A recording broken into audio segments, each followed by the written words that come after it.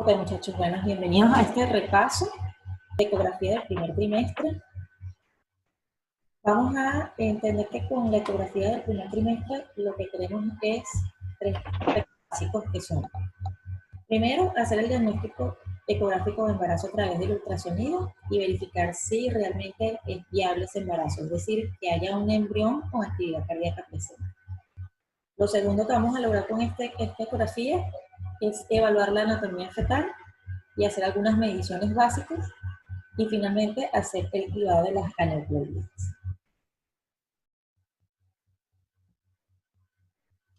Muy bien, entonces vamos a comenzar con el diagnóstico ecográfico de embarazo en el primer trimestre.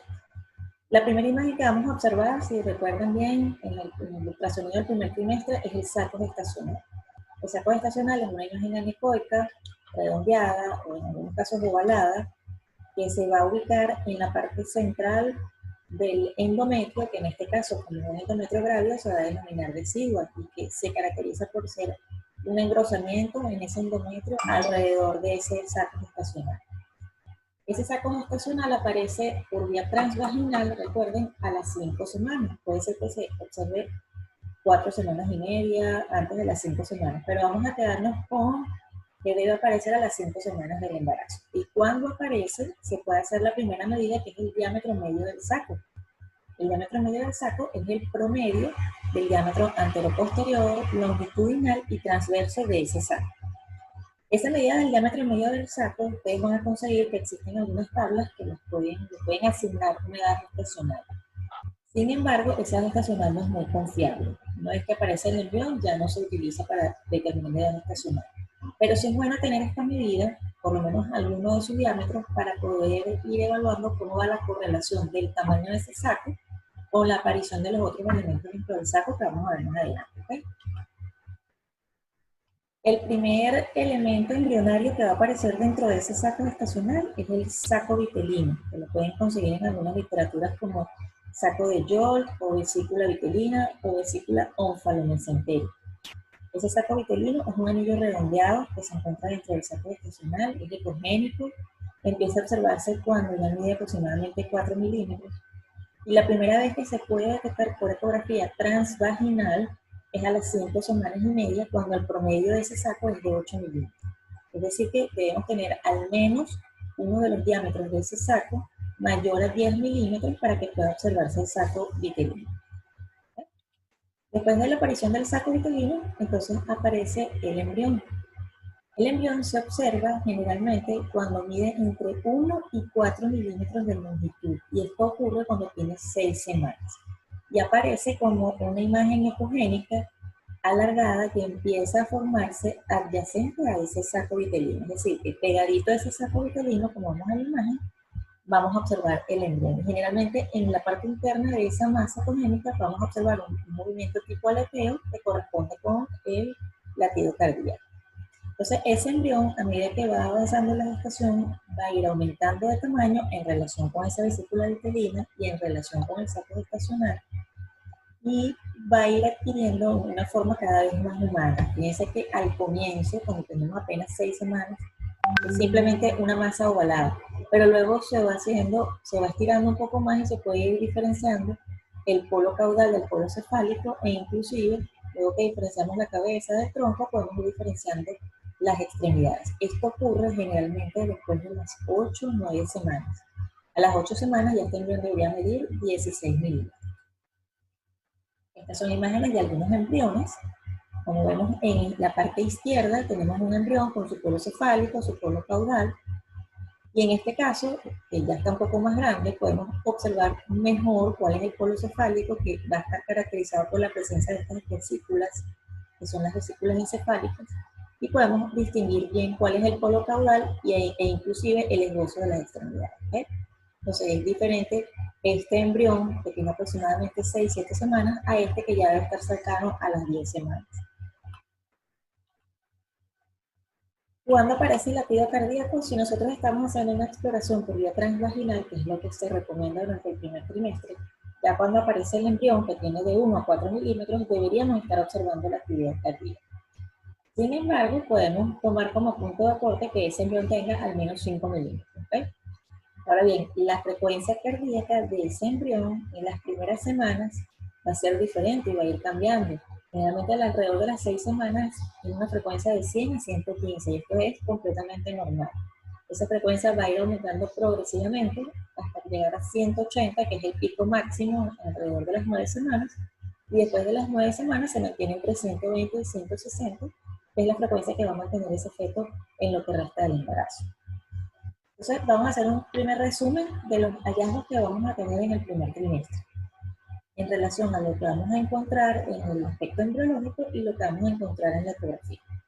Entre las 3 y 4 semanas de gestación, lo que va a suceder a nivel embriológico va a ser la implantación y eso no nos va a dar hallazgos ecográficos importantes. Es decir, que en ese momento no podemos ni sospechar ni hacer diagnóstico de embarazo.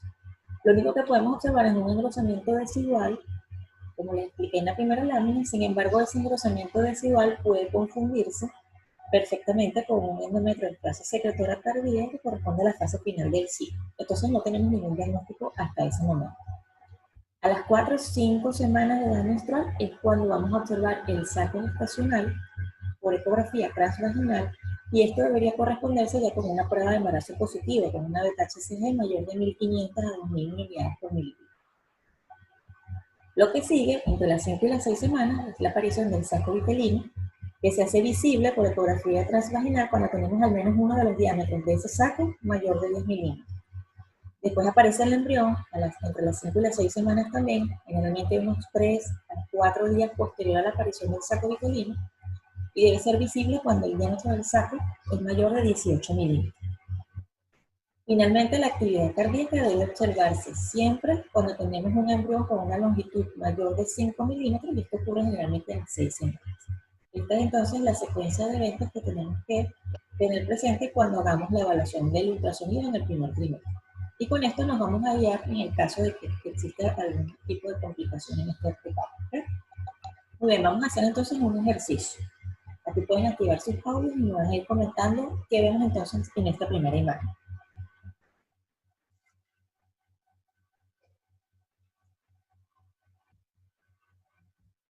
Pueden activar sus audios y ir comentando en la imagen que tenemos cuál es la estructura numerada con el 1, cuál es la 2 y cuál es la 3.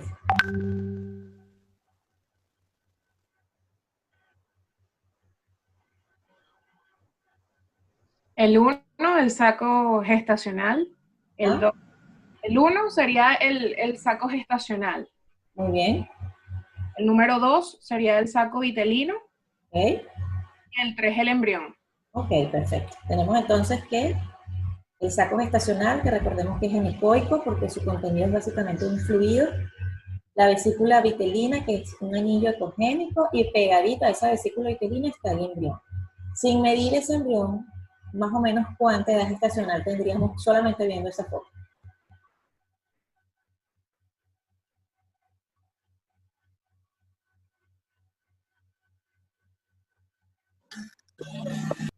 Entre 6 a 7 semanas, más o menos. 6 semanas, correcto. ¿Por qué 6 semanas? Porque apenas... 6 semanas. Exacto, 6 semanas. Estamos viendo el embrión que está apenas empezando a formarse pegadito de la vesícula vitelina. Muy bien.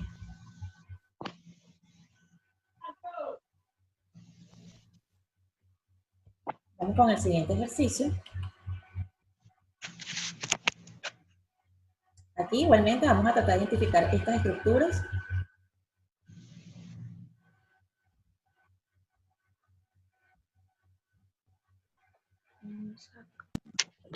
Saco gestacional, la número 1, la número 2, vesícula vitelina y el número 3, el embrión, doctor. Ok, perfecto. Igual que la imagen anterior. El saco gestacional anecoico, ovalado, la vesícula vitelina, que es ese anillo ecogénico, y el embrioncito pegado ahí a la vesícula vitelina. Y en este caso, ¿cuántas semanas de embarazo tendríamos? De 8 a 9. Sí, más o menos de 8 a 9. No deberían ser porque fíjense que el tamaño del embrión ya está mucho mayor de la vesícula vitelina, a diferencia de la lámina que vimos anterior. Y aparte de eso, y aquí podemos diferenciar un poquito el polo cefálico del polo caudal. Inclusive si vemos con detalle, aquí vemos parte del esbozo de las extremidades. Entonces, efectivamente, sí, entre 8 y 9 semanas, sin necesidad de hacer tipo de... Muy bien. En este caso, podríamos identificar aquí el polo cefálico, en este caso. Ujú. Sí, claro que lo podríamos identificar. Es la estructura más ovalada que se ve hacia el inferior de la imagen. Ok, perfecto. Y más o menos, ¿cuál sería la edad gestacional de este embrión? Mayor de 12 semanas porque ya desapareció también el saco vitelino. No, 12 semanas no. Parece que al final del embarazo, mientras más grande el primer trimestre, más características humanas. Fíjense que aquí es muy difícil diferenciar miembros, diferenciar Tiene perfil. de 10 a 11 semanas. La vesícula vitelina puede estar presente durante todo el primer trimestre, pero en ocasiones, dependiendo de la orientación que ustedes les den al transductor, puede ser que no se vea allí pegadita el embrión. ¿Ves? Ok. Pero en este caso, entonces, no podemos 11 semanas porque el embrión apenas podemos diferenciar el polo cefálico. Entonces, estaríamos hablando más bien de unas 8 semanas. Ok. En este caso, con esta imagen, es necesario que midamos el saco gestacional. No, ya para esta gestacional no es necesario medir el saco gestacional. Exacto. Ya tenemos el embrión y no hace falta, porque el embrión nos va a orientar sobre la edad gestacional. Ahora bien, si tuviéramos alguna duda, por ejemplo, que el embrión estuviera más pequeño y no tuviera latido cardíaco, si pudiéramos, o que no hubiese aparecido en el embrión y tuviéramos una vesícula vitelina, si pudiéramos medir el saco para ver si correlaciona, si se correlaciona la edad gestacional que nos da por el saco con la aparición del embrión. ¿Okay? Pero para medir edad gestacional o para estimar edad gestacional no hace falta. Muy bien, continuemos entonces con el segundo objetivo de la ecografía del primer trimestre, que es evaluar la anatomía fetal. Tenemos dos fases en el primer trimestre, o dos etapas. Una etapa temprana, que ocurre antes de las 11 semanas, y un primer trimestre tardío, que ocurre entre las 11 y las 13 semanas. ¿Por qué se hace esa división? Porque precisamente a las 11 semanas, cuando ocurre la osificación, nos cambia un poco las características anatómicas de ese embarazo, de ese embrión. Cuando estamos en esa fase temprana, lo que vamos a observar, el embrión, es una imagen ecogénica alargada que empieza a crecer a partir de una de la periferia de ese saco de Yol. Lo que debemos hacer es medir la longitud cráneo de rabadilla. ¿Cómo la vamos a medir en este caso? Debemos, por supuesto, agrandar la imagen lo más que podamos para tratar de definir bien en dónde comienza y en dónde termina ese embrión. Y vamos a medir el eje longitudinal mayor de esa imagen que vamos a encontrar, como vemos en este caso. Lo importante es que no incluyamos el saco vitelino, por lo tanto debemos tener una imagen donde se vea bien el saco vitelino en este caso. No incluir el saco vitelino y no hacer una medición transversa porque estuviéramos subestimando o sobreestimando la longitud de la rabadilla. En este caso, que ya tenemos un embrioncito más grande, el eje mayor longitudinal de este embrión es el que estoy marcando acá en la pantalla. Y vamos a hacer la medición desde donde empieza hasta donde termina. Este correspondería con el polo cefálico, porque tiene una vesícula aquí encefálica, y este correspondería al polo caudal. Entonces vamos a medir desde donde empieza hasta donde termina en el eje mayor longitudinal de ese embrión. Ya cuando estamos en una fase tardía, entre las 11 y las 13 semanas, como vemos en la imagen, ya es mucho más fácil diferenciar las partes fetales, ¿no? Podemos diferenciar la cabeza, el perfil fetal, el abdomen, podemos diferenciar el dorso del feto y también las extremidades. Entonces, en este caso, para medir la longitud cráneo-rabadilla de una manera un poco más precisa, es necesario cumplir con otros criterios. Uno de ellos es que debemos tratar de obtener una imagen del feto de manera horizontal, es decir, que sea perpendicular a las de ultrasonido. Ese es uno. La otra es que debamos magnificar la imagen de manera de que ese embrión ocupe prácticamente el 70% de la pantalla. Esto nos va a permitir distinguir bien dónde empieza y dónde termina este embrión. Y finalmente, ese feto, debe estar en una posición neutra, es decir, que no debe estar ni muy flexionado ni muy hiperextendido.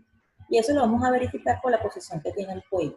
Generalmente, entre la barbilla y el tórax del embrión debe haber un espacio de líquido amniótico. Eso significa que el feto está en una posición neutra. ¿Y cómo hacer la medición de esa longitud cráneo-rabadilla? Desde donde empieza el polo cefálico, que lo vamos a distinguir bien porque ya en este momento de osificación, vemos donde empieza la calota, hasta el otro extremo que está en la parte caudal. La longitud cráneo-rabadilla es una de las mediciones más importantes que debemos hacer porque nos permite estimar o verificar la edad gestacional, sobre todo cuando hay dudas con esa fecha de última regla. E inclusive, aun cuando la paciente tenga certeza de su fecha de última regla, es bueno confirmar que realmente coincide esta edad gestacional con esta medida y su fecha de última regla. ¿Okay? La osificación en el hueso craneal debe ser visible ya a las 11 semanas completas.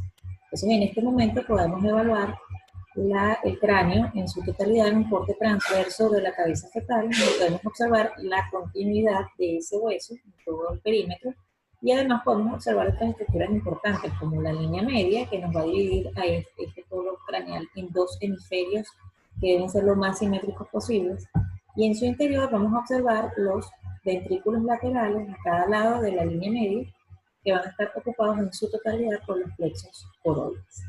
Este corte transverso, donde vamos a ver esta imagen que es denominada alas de mariposa, por la forma en que se representa, nos va a permitir hacer una de las mediciones más importantes, que es el diámetro biparietal a partir de la línea externa o la tabla externa de una calota con la línea o el borde externo de la calota contralateral, y a partir de ahí también trazar la elipse para medir la circunferencia cefálica. También al final del primer trimestre, entre las 11 semanas y las 13 semanas más 6 días, podemos hacer la evaluación del abdomen fetal. Hay dos estructuras anecoicas que son claramente observables en el abdomen del feto en esta etapa. Son la cámara gástrica, que la vamos a observar en un corte transverso del abdomen. En este corte, además de observar el estómago, vamos a observar un par de costillas, que son estas imágenes que bordean lateralmente a la circunferencia, imágenes ecogénicas. Y la otra estructura anecoica redondeada que vamos a observar más hacia el polo caudal de ese feto es la vejiga urinaria. En este corte transverso, donde vemos la circunferencia con el contenido gástrico en su interior, es el corte indicado para hacer la circunferencia abdominal. Además de esto, en el abdomen debemos evaluar la inserción del cordón umbilical en la pared anterior del abdomen, como vemos en esta imagen. En la inserción debemos verificar que realmente la pared anterior esté interna y que no hayan estructuras abdominales que estén eviscerándose a través del cordón o por un lado del cordón. También podemos observar, sobre todo si hacemos el eco por vía transvaginal, tenemos una buena resolución, la sombra de los dos riñones que se localiza a cada lado de la columna vertebral. Cada uno de estos riñones tiene como la forma de un grano afígeno. Y se puede observar una estructura también menos anecoica que la vejiga en este caso, que corresponde con las pelvis renales. Es importante también, y siguiendo el mismo orden de la evaluación del abdomen en el corte transverso y ascendiendo un poco más hacia la parte craneal de ese feto, evaluar el tórax fetal. El tórax fetal también se evalúa en un corte transverso, que es fácilmente identificable porque vamos a observar el latido cardíaco y como una especie de movimiento oscilatorio persistente que nos permite identificarlo y, si es posible, identificar sus cavidades. En el tórax podemos, además del corazón, podemos evaluar las características de los campos pulmonares, y esto es importante para determinar que la ecogenicidad de esos pulmones sea homogénea y que no existan en su interior algunas masas o algunas colecciones líquidas que sean patológicas.